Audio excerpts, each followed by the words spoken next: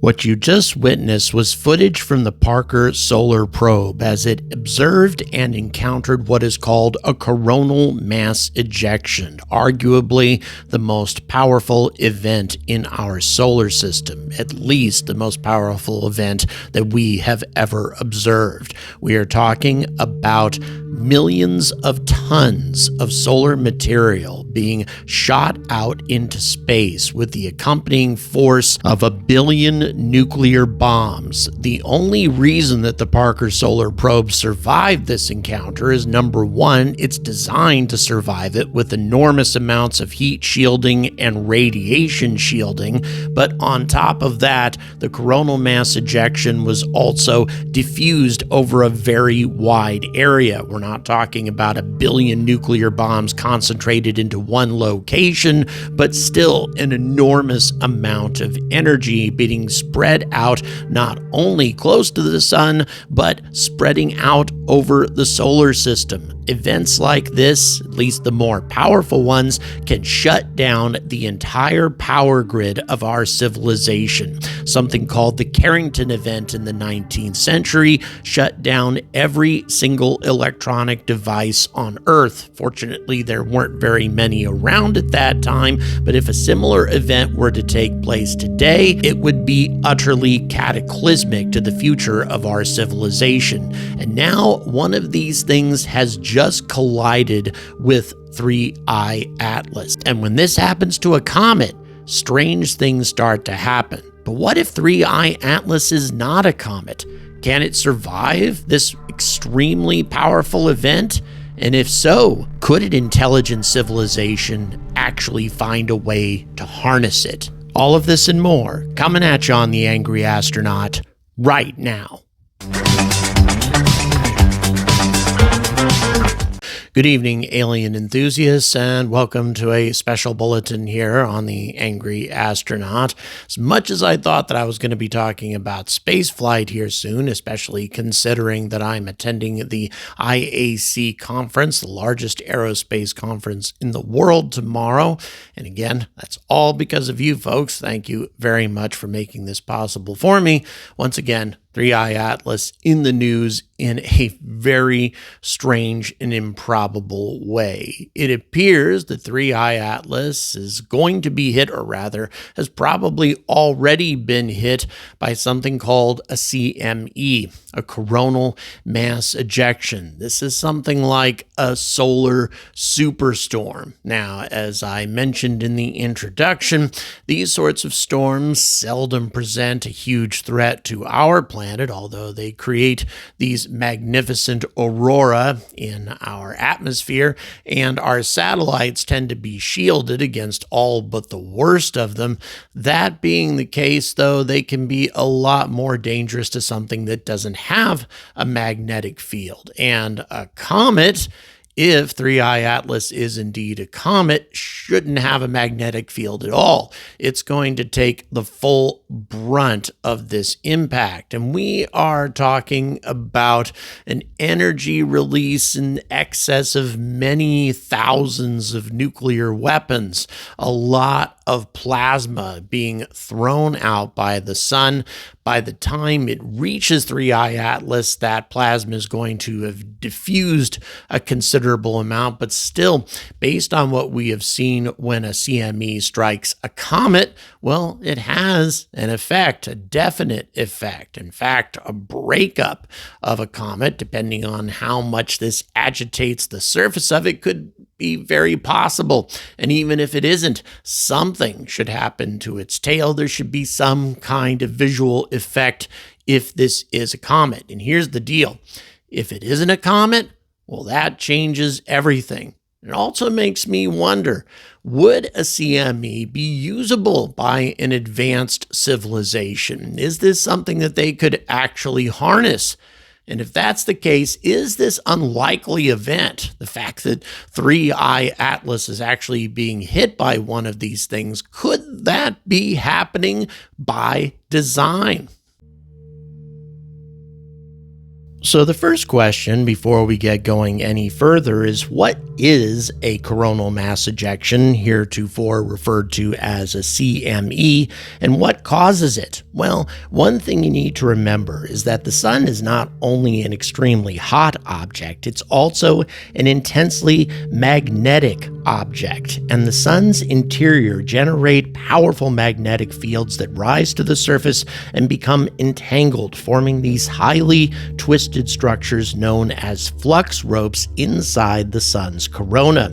And what happens is sometimes these stressed magnetic field lines in the sun's corona can be reconnected in a violent manner. And when this happens, and by the way, this happens a lot more frequently when the sun is during one of its more active phases, like it is right now, this causes a sudden release of energy and plasma, which is highly energized matter. And these powerful eruptions are more common, as I said before, during the solar maximum when sunspots and magnetic activity are at their peak. The process often begins when magnetic flux ropes in the corona become unstable, leading to a restructuring of the magnetic field that expels the plasma. Now, the plasma is primarily comprised of highly energized electrons and protons embedded within the sun's magnetic field, and the amount of this matter that gets ejected in your average CME is 1.6 times 10 to the 9th power metric tons worth of material, about 1.5 billion tons worth of plasma. That is an enormous amount of extremely energized matter, producing the equivalent of about a 1 billion megaton explosion. Now, once it travels over distances of tens of millions of kilometers, this plasma becomes diffused. It becomes a lot less potent. However, the magnetic and radiation levels of this plasma still remain extremely high and extremely potent, which can be very damaging to an object that is not shielded by a magnetic field. In other words, sometimes a satellite in geosynchronous orbit, or especially something flying through interplanetary space. That's why solar storms and coronal mass ejections can be extremely dangerous to future moon missions. But what happens to a comet? Well, for one thing, this plasma impacting the surface of a comet is probably going to excite any of the volatiles on the surface of a comet that are bleeding away and creating a comet's tail in the first place. Ices like water ice, dry ice, in other words, frozen carbon dioxide, those sorts of things. So you might get a lot more activity on the surface of a comet. And if that comet happens to be extremely brittle, not in really good shape to begin with, it might disintegrate. Although far more frequently, comets are ripped apart by the sun's gravity than they experience any sort of damage from a coronal mass ejection. Nevertheless, it could happen. What is far more likely when a CME hits a comet is its tail gets blown away. The extremely powerful solar wind will carry away these very lightweight materials, these volatiles that are in the comet's tail, and essentially blast them as if they were in a wind tunnel of some kind. Although the tail will recover within a few minutes or so, the volatiles will begin to bleed away from the surface of the comet again, and a new tail will eventually form. But still, if 3I Atlas is a conventional comet, this means that we should see its tail go away. Not only that, the anti-tail should be dramatically affected by this incident as well. Even though an anti-tail is comprised of materials that are so heavy that the normal solar wind doesn't affect it, it should be significantly affected by solar wind that includes all of this high energy plasma. So this is what astronomers really need to be looking at very, very intently. And I can guarantee you that Avi Loeb is looking at this with a very critical eye. If this anti-tail remains in place, or if it is not significantly damaged by the CME, that suggests that there might be something else going on in this object's coma, something that is very unnatural. So 3I Atlas, regardless of whether it's a natural comet or something else, is unlikely to be significantly affected by the coronal mass ejection, aside from a temporary impact on its tail. But once again, if nothing really happens to the anti-tail, that might suggest that there is something artificial there, something that is capable of resisting the solar wind, even solar wind as powerful as this. And this brings up another question. The odds that this is happening in the first place are not exactly optimal. There have only been a handful of comets in the history of astronomy that have been observed being struck by a coronal mass ejection. Obviously, this has never happened with an interstellar comet before, but there have only been 2 interstellar objects of any kind that we have observed besides this one, so it's not a very big sample size, but it's still a really strange coincidence on top of all of the other bizarre coincidences associated with this object. Is it possible that all of this is happening by design? Well, for one thing, what would it take to create an artificial coronal mass ejection? Well, for one thing, since the sun is so active anyway, something that would introduce a strong ionization of the corona might actually trigger a CME. High energy lasers, for example, very, very powerful lasers, by the way, might be able to create this phenomenon, but that is something we probably would have seen.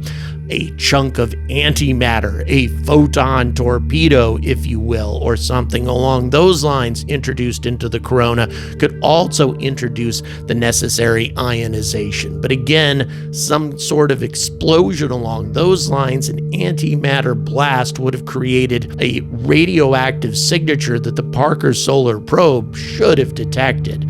What about nanomachines, however? I have talked about the possibility that the anti-tail might be comprised of nanomachines that have been gathering matter into the object in order to be converted into usable fuel or perhaps consumable nutrients, something along those lines.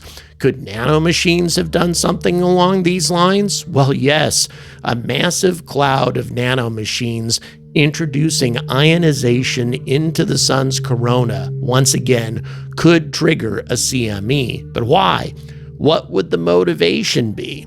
Well, what if this was some sort of recharging strategy on the part of 3I Atlas? What if the motivation would be to create an artificial CME that could then be harnessed if you also had a cloud of nanomachines surrounding 3I Atlas or leading ahead of it, this anti-tail that we have observed, and these nanomachines were equipped with what are called magnetic sails that convert intense magnetic energy into power, which could then be transmitted back to 3I Atlas by use of microwaves. This is actually a technology that we've been experimenting with, albeit using solar energy rather than magnetic energy to be transmitted back to Earth utilizing microwaves. But nevertheless, if the nanomachines were equipped with these magnetic sails or magnetic receivers, and keep in mind, this is a very big cloud of nanomachines,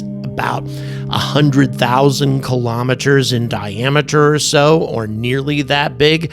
That's an enormous amount of magnetic energy that would be bombarding this cloud of nanomachines that could then be transmitted as power back to 3I Atlas. Again, it's a bit of a far-fetched concept, but that would be one justification for creating an artificial CME. And just for the fun of it, I plugged some numbers into an artificial intelligence to determine how much energy would be absorbed by a cloud of nanomachines 100,000 kilometers in diameter that could theoretically gobble up all the energy of a CME that's striking it at 1.6 astronomical units away from the sun, just because I love these sorts of thought exercises. And the answer was absolutely astonishing. 2.7 times 10 to the 18th power joules. That is the equivalent of a 1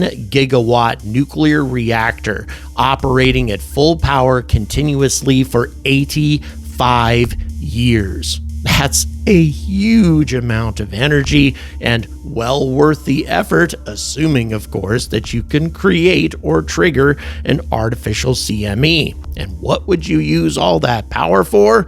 Well, one possible thing would be to decelerate. If 3I Atlas is a gigantic asteroid ship of some kind, perhaps 10 or 20 kilometers in diameter, it's going to take an immense amount of energy to decelerate it and enter into orbit around the sun to approach our planet, if this was its goal. And this would be one way to gather that much energy. However, another possible motivation would be to accelerate, to make its way out of the solar system faster than we might anticipate, to make sure that we can't intercept it or observe it closely, assuming that they're trying to avoid detection.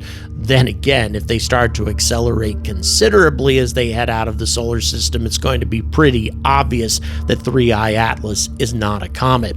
And now, one of the more troubling scenarios is if they can generate these artificial CMEs, if they can trigger these sorts of things, there would also be nothing preventing them from triggering an artificial CME to hit our planet, to fry our satellite network, to incapacitate our energy infrastructure.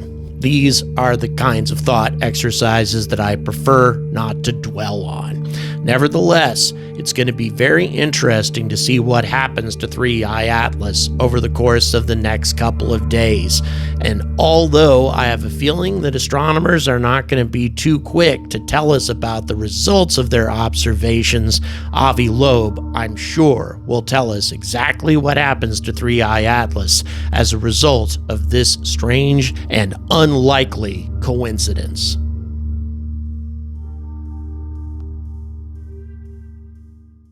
So once again, the thing that continues to amaze me about 3I Atlas is not all of the bizarre anomalies. Well, I guess that does fascinate me in many ways, but the fact that all of these things are happening at once, that every time we turn around, something unlikely, something improbable is happening with this object, whether it's the anti-tail or its strange trajectory or its strange composition, or now this unlikely event, coronal mass ejection. Now, to be clear, I think it's highly, highly unlikely that even if this is the product of an advanced civilization, that they were able to somehow trigger this thing, that a CME could have been created by design. And if it was, well, that's something to be very concerned about, because an exceedingly powerful CME could also be directed at our planet should this thing turn out to be hostile. But that being the case, that also gives me a sense of comfort, gives me a sense of relief, shall we say, because if we are dealing with a civilization that can do incredible things like that, well, they could have done that to our planet already if they really wanted to. Seems to me that if we are dealing with the product of an advanced civilization, all it's doing is checking out our solar system. And unlike Oumuamua, which made a very close approach to our planet, it's checking out the other planets, both in the Goldilocks zone of our sun and also perhaps the moons orbiting Jupiter, all of which could be promising targets in the search for life. Because after all, isn't that something that other civilizations would be interested in too? Thank you very much for watching. Please don't forget to like and subscribe. Lots of spaceflight related stuff coming at you, definitely because of this IAC conference and all of the things I'm going to be seeing there. By the way, I urge you to check this out, even if this isn't the main thing that fascinates you, even if you like aliens, UFOs, that sort of thing. There are so many bleeding edge pieces of technology that are going to be on display at IAC. All sorts of new spacecraft, all sorts of new rovers, to explore the surface of other worlds, or to even carry humans across the surface of the moon. All of that stuff's going to be on display at IAC, and I'm going to be bringing all of it to you. So please don't forget to like and subscribe. Please consider supporting this channel on Patreon so I can keep bringing you this type of unique content. And until next time, stay angry about space.